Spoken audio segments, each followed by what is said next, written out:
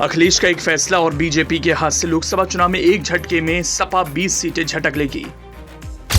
अखिलेश ने सांव पर अगर किया अमल तो बीजेपी के साथ ही ओपी राजभर का सपना पूरी तरह से टूट जाएगा। 24 की लड़ाई को जीतने के लिए अखिलेश का स्पेशल प्लान, जानिए 20 लोकसभा सीटों के लिए सपा का क्या है सीक्रेट रणनीति जिससे बीजेपी में है हलचल।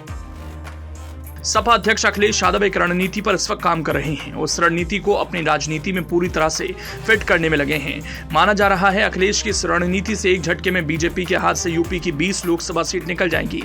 20 लोकसभा सीट पर सपा का जादू रफ्तार के साथ जनता के दिलों में दिखने लगेगा, दावा किया जा रहा है। इस वजह से अखिलेश ने सपा की पहली लिस्ट में शामिल धर्मेंद्र यादव को बदायूं से हटाकर उनकी जगह सपा के राष्ट्रीय महासचिव शिवपाल यादव को एडजस्ट किया।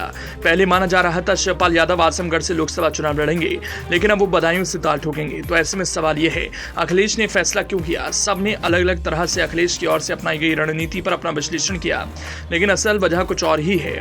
उस वजह का कनेक्शन 2009 और 2014 लोकसभा चुनाव से है। 2009 और 2014 के लोकसभा चुनाव में अखिलेश ने एक फैसला लिया था। जब अखिलेश ने अपने उस फैसले का तुलनात्मक तौर पर विश्लेषण किया तो परिणाम सपा के पक्ष में शानदार तरीके से दिखा। अखिलेश के उस फैसले से बीजेपी को नुकसान हुआ था। वो फैसला था 2009 में कन्नौज और 2019 में आजमगढ़ से अखिलेश यादव का लोकसभा चुनाव लड़ना।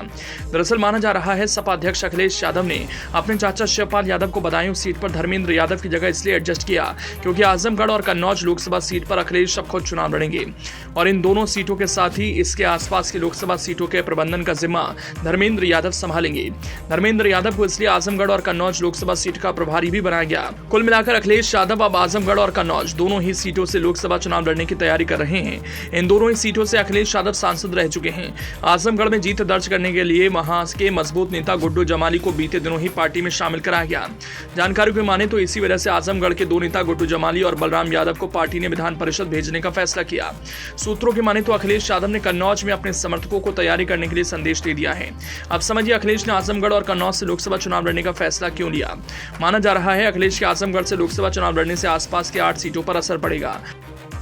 गाजीपुर, जौनपुर, बलिया, अंबेडकर नगर, मऊ, चंदौली, देवरिया और मछली शहर।